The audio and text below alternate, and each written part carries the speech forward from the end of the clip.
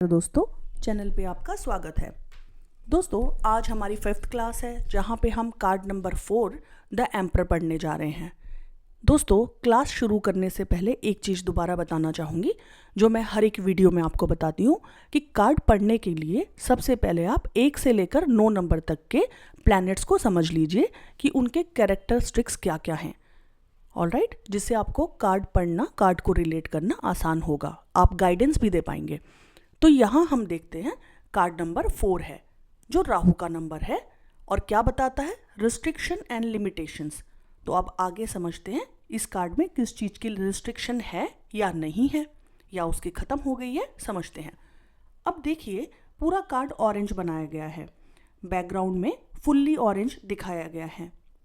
अब यहाँ पे एक राजा बना है, यानी राजा ना दिमाग में आते ही आपको पता लग गया कि इस व्यक्ति के पास या आपके क्लाइंट के पास पैसा, पावर, अथॉरिटी सब कुछ होगा। इसी के साथ साथ ये एक थ्रोन पे भी बैठा है जो अगेन पैसा, पावर, स्टेबिलिटी और सक्सेस, प्रॉस्पेरिटी को रिकन्फर्म करता है। तो ये सब चीज़ों की तो इसको प्रॉब्लम नहीं है। अब आगे चलते हैं। यहाँ पे इनकी बीएड पे ध्यान दीजिए दोस्तों। ये इनकी बीएड ना वाइड बना दी गई। क्या मतलब है वाइड बीएड का? कि तजुर्बा, इन्होंने जो भी अचीव किया है ना, जो भी मैंने आपको अभी सब बताया, पावर, पोजीशन, स्टेबिलिटी, सक्सेस, ये इन्होंने खुद से अचीव किया है, अपने तजुर्बे से अचीव किया है। इस गद्दी पे इसलिए नहीं बैठे हैं ये कि इनके पिताजी राजा थे तो बाय डिफ़ॉल्ट इनको राजा का राजा, बेटा राजा ही बनेगा तो इनको मिल गई, ऐसा नहीं है। ये उस लायक भी हैं। अब एक इम्पॉर्टेंट पॉइंट समझिएगा, इनके आर्मर पे ध्यान दीजिए दोस्तों। इन्होंने एक कवच पहना हुआ है, आर्मर पहना हुआ है, जो यहाँ पे पैरों से दिखा दिया गया। परंतु आर्मर जनरली चेस्ट एरिया के लिए होता है, परंतु यहाँ चेस्ट से नहीं दिखाया। क्या बताना चाहते हैं? इसका मतलब ये बताना चाहते हैं कि इनकी रणनीतियाँ और इनकी तैयारियाँ सारी बहुत सीक्रेटिव होंगी और ये किसी को बताना नहीं चाहेंगे। और राजा, ऐसा राजा भी किस काम का जो अपनी सभी रणनीतियाँ पहले से ही बता के चले। तो इस पॉइंट को समझिएगा, आपकी रीडिंग में ये बहुत काम आने वाली। इसी के साथ साथ आर्मर का पैरों की तरफ से दिखाना ये भी इंडिकेट करता है कि ये ऑलवेज रेडी टू वर्क है, हमेशा काम के लिए रेडी है। अब इनके हाथ में जो स्टाफ है उसको देख लीजिए। नए स्टूडेंट्स को बताना चाहूँगी, स्टाफ, जब भी इस तरीके का स्टाफ, किसी भी तरीके का, 3-4 तरीके के स्टाफ होते हैं टैरो में, अगर किसी के हाथ में दिखाया गया है तो मान के चलिए वो इंसान शेयरिंग, केयरिंग एंड लविंग है, पसंद करता है अपनी चीज़ें दूसरों से शेयर करना।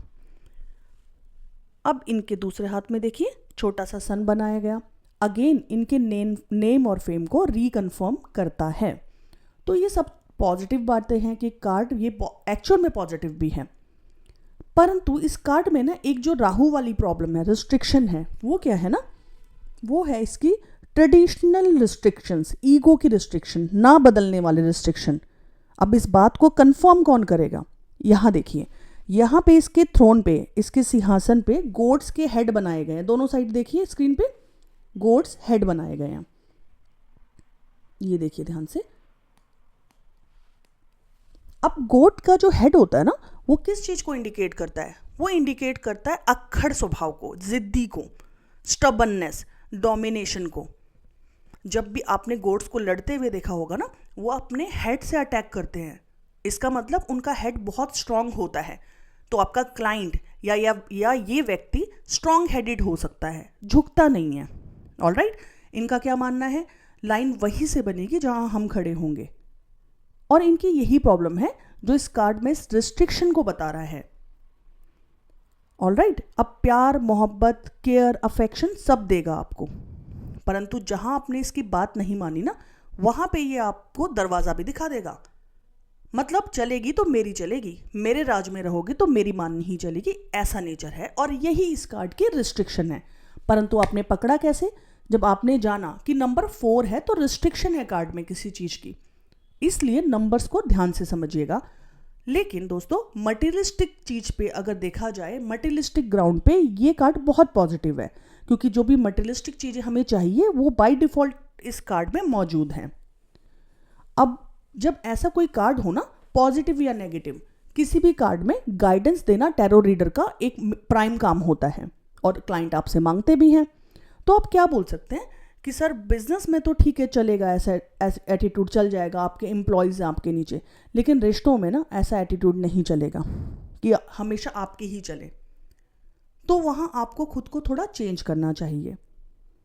और समझिएगा दोस्तों, हमें नहीं पता वो हमारी गाइडेंस मांगेगा या नहीं, मानेगा या नहीं, लेकिन आपको ये समझना है कि गाइडेंस क्या बनेगी, है ना। तो कार्ड में हमें सब कुछ पॉजिटिव दिखा, सिर्फ उनका बैकग्राउंड का कलर और एक्सेस रेड जो उन्हें पहना दिया गया ड्रेस, जो कि अग्रेसिव नेचर को दिखाता है, अग्रेशन को दिखाता है, और गोड्स हेड, अगेन 3-4 चीज़ें मिलके इंडिकेट करते हैं कि इनको प्रॉब्लम ईगो का है। अब देखिए दोस्तों, कुछ इंपॉर्टेंट पॉइंट और समझिए आप। क्या होता है ना, कई बार हमने क्या नहीं करना, अपनी गलती को समझ लेना, या जो लोग गलती कर रहे हैं वो क्या कर रहे हैं जिससे उनकी प्रेडिक्शन खराब जा रही है, उनको समझ के उनको अगर हम इम्प्लीमेंट करते हैं कि हमें ये चीज़ें नहीं करनी, तो वो भी ना आपको सक्सेस दिलाता है। जैसे ना यूट्यूब पे कई लोग इसको एरीज से जोड़ने लगते हैं, लेकिन एरीज से इसको नहीं जोड़ना। उनको क्या लगता है कि यहाँ पे गोड्स के हेड बने हुए हैं तो ये एरीज का कार्ड होगा, लेकिन समझिए दोस्तों, ये ग्रीक माइथोलॉजी के कार्ड हैं जहाँ पे एरीज का कोई संबंध नहीं है। ऑल्दो यूट्यूब पे आजकल हर जगह आपको ये दिखेगा, लेकिन आपको ये नहीं पढ़ना है। क्यों? इसके पीछे रीज़न क्या है? अगर एरीज से जोड़ना होता ना इस कार्ड को, तो सभी कार्ड में वो कुछ ना कुछ बनाते, सिर्फ इसी में क्यों बनाया? इसलिए क्योंकि वो बताना चाहते हैं कि ये राजा के नेचर को बता रहा है। ऑलराइट। अब दोस्तों इंपॉर्टेंट बात, जब भी आप कोई कार्ड पढ़ते हैं और आप टैरो रीडर हैं, ध्यान रखिएगा, पास्ट, प्रेजेंट और फ्यूचर में प्रेडिक्शन आपका क्लाइंट मांग सकता है।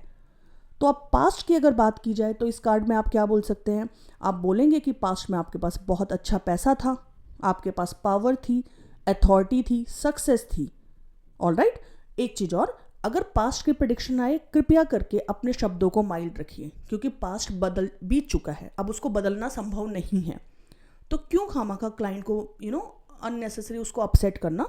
बेटर है कि आप उसको बताएं, अच्छे शब्दों में बताएं, लेकिन हाँ, इतना शुगर कोट भी मत करिए कि उसको लगे कि आपको आता ही नहीं है। आपने उनको बताना है कि हमें समझ में आ रहा है, लेकिन अच्छे शब्दों में। तो आप क्या बोल सकते हैं कि भाई आपने राजा की तरह जीवन जिया होगा, सब कुछ था आपके पास, पावर था, अथॉरिटी थी, लेकिन ना सर आप सुनते नहीं थे किसी की ज़्यादा। ऑलराइट। प्रेजेंट की बात करें तो आप क्या बोल सकते हैं कि ईश्वर ने आपको सब कुछ दिया है, पैसा, मान सम्मान, अथॉरिटी, इज्जत, स्टेबिलिटी, सब कुछ है आपके पास, ठीक है। लेकिन ना थोड़ा सा आप दूसरों पे ध्यान दें, उनकी भी मर्जी सुन लीजिए। हम जानते हैं कि आपके फैसले अच्छे होते हैं, स्ट्रांग होते हैं, परंतु थोड़ा सा दूसरों को भी तवज्जो देना सीखिए। फ्यूचर की बात करें तो जब फ्यूचर की बात आती है तो आप बोल सकते हैं कि बहुत जल्द आपको ये सब चीज़ें मिल जाएंगी, पावर, स्टेटस, स्टेबिलिटी, मान सम्मान, मटेरियलिस्टिक कंफर्ट, सब कुछ आपको मिलेगा और आपका फ्यूचर बहुत ब्राइट है, परंतु आप ईगो मत आने देना। ऑलराइट। अब बात करते हैं हेल्थ की। दोस्तों वैसे तो ये एक बहुत पॉजिटिव कार्ड है, तो इसको कोई हेल्थ इशू नहीं है, लेकिन कार्ड में क्या दिखाया गया, ये पर्सन बहुत ही बूढ़े हैं, तो सीधे सीधे पता चलता है इनको इम्यूनिटी का इशू हो सकता है, मतलब इनकी इम्यूनिटी वीक हो सकती है। तो आप कह सकते हैं कि आप अपनी इम्यूनिटी पे ध्यान दें, थोड़ा संभल के चलें। अब बात करते हैं रिलेशनशिप में ना कई बार लोग आपको मिलेंगे जो बोलेंगे ये टूट जाएगा, लेकिन देखिए टूटेगा नहीं, ये he is a very stable person. लेकिन इसके हालात कैसे होंगे ना, एक पिक्चर अगर आप याद कर पाए, कभी खुशी कभी गम, अमिताभ बच्चन की तरह है ये क्या बोलेगा ना कि मैंने जो कह दिया वो कह दिया। अब ऐसा नहीं था ना कि जया बच्चन वहाँ पे उसको छोड़ के भाग गई, रोती रहती थी बस। तो ये ना ऐसे लोग हैं जिनके साथ रहने वाले इंसान ना जनरली घुट जाते हैं, सरफोकेट हो जाते हैं, लेकिन अब उनको छोड़ के जाते भी नहीं। ऑलराइट।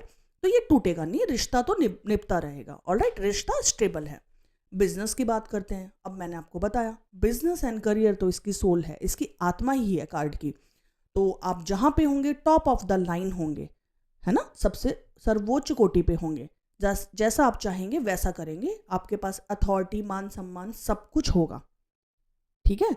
आप ये बोलिएगा, परंतु हम गाइडेंस दे रहे हैं कि थोड़ा दूसरों को भी वैल्यू करना सीखे, ताकि वो भी अच्छे से खुश रह सके आपके साथ। ऑलराइट।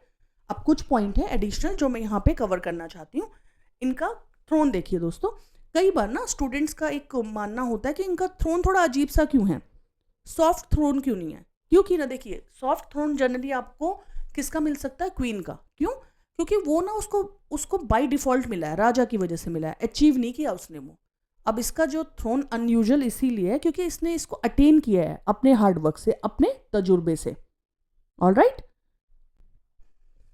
अब दोस्तों एक क्वेश्चन ये आ सकता है, आपसे क्लाइंट पूछ सकता है कि क्या मैं ब्लू चिप स्टॉक्स ले सकता हूँ, क्या मैं एक बहुत ही रॉयल प्रॉपर्टी में इन्वेस्ट कर सकता हूँ? तो यस बिल्कुल, क्योंकि इसकी आत्मा क्या है, टॉप ऑफ द लाइन रहने की, सर्वोच्च कोटि की। तो आप किसी भी तरीके की प्रीमियम क्वालिटी की प्रॉपर्टी और आप प्रीमियम स्टॉक्स, उच्च कोटि के ब्लू चिप स्टॉक्स में इन्वेस्ट आराम से कर सकते हैं।